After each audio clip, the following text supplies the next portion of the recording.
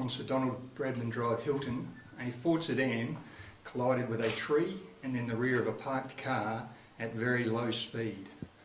The owner of the parked car, discovered the 3 occupants of that vehicle unconscious. The occupants of that car were a 33-year-old woman who was the driver, a 7-year-old child and an 8-month-old child. All 3 occupants of the car were properly restrained. Unfortunately, the 8-month-old child died at the scene. The initial investigation and mechanical examination of the vehicle would suggest that the 3 occupants of the car were overcome by carbon monoxide as a result of the exhaust fumes entering the cabin of the car. The 33-year-old woman and the 7-year-old child are currently in the RAH, are likely to fully physically recover from this incident. Are there any questions? What caused the lady to drive into the tree and into that car? Was it being overcome by the fumes? Very early in the investigation at this stage, but the indications are that they were overcome by the fumes and were unconscious before the impact occurred. Is there any suggestion that the mechanics have been tampered with, or is it something that was an accidental fault but not his accidental fault? The mechanical examination indicated significant wear to the exhaust and also to the sealing of the seals that would keep the exhaust fumes out of the cabin. So they were worn, so we believe at this stage the exhaust fumes have entered the cabin in that way.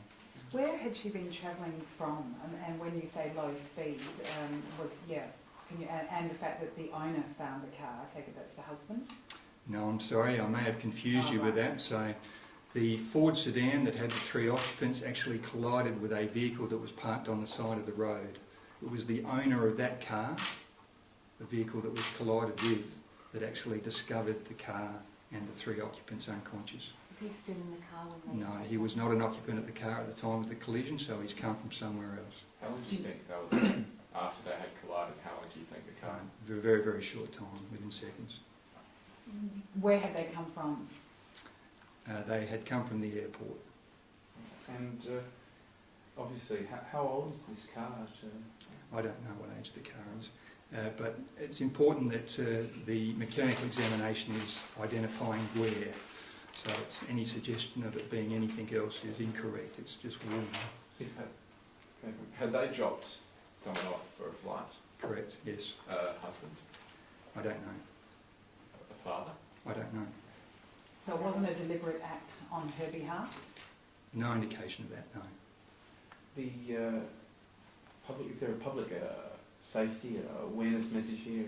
Could this happen to anyone, or is it quite a freaky accident? It's a terrible, tragic set of circumstances, and conditions of vehicle on some occasions can contribute to road crashes.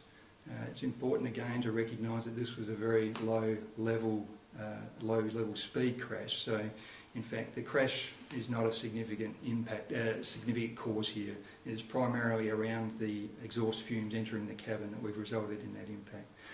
But the message that I would like to give about that is that most of our road crashes are about the behaviour of the driver.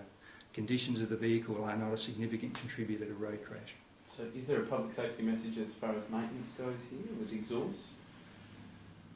This is a time where I would not want to say anything which would lay blame. I cannot begin to understand the trauma that the family must be going through at the moment. Was it not possible? Sorry, was it not possible that that Mum could have smelt the fumes or noticed something was wrong? You'd be much better off talking to somebody from the medical fraternity to determine that. But I'm sure if that was the case, then it wouldn't have occurred as it did. It's obviously snuck up on these people. Are you appealing for witnesses who may have seen the car travelling along before this happened? It's always a big part of this type of work that we do. If there were any witnesses to this incident, then we'd encourage them to contact police.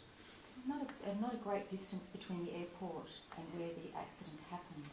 So does this mean that the leaking of the carbon monoxide was sufficient in that short space of time to cause that damage, or had it been a very long slow leak? Is there any way of knowing that? It's far too early in the investigation. It may in fact be that the person that was dropped off at the airport did just that, was dropped off and the car moved off straight away, so they may have been travelling for some time within that vehicle. Is there any, would you be dealing with anyone to do with the car make in particular? Should anyone be concerned particularly about that model or anything like that? All avenues would be examined as part of the investigation. So clearly the young baby was overcome significantly because of his age. We won't know that until there is a full and proper medical examination. This was, when you say it was a low-speed crash, how fast was this car going? And someone must have seen the car slowing down, obviously. Yes, look, we can't determine the speed. It's very difficult to determine speed when there is no braking or independent witnesses of the incident, but we don't have an indication of the speed at this stage. We talk about low-level speeding because of the amount of damage that was caused to the vehicles involved. Have you managed to speak to the mother yet? You're saying she'll make a full recovery, or are you planning to do that? I haven't spoken to the mother, but the information that I have is that they will make a full physical recovery. As far as interviewing her though about what she may have seen may have happened, what stage would that occur? That would occur when she's physically able to do so. We would have some priorities that would need to be dealt with before we would do that.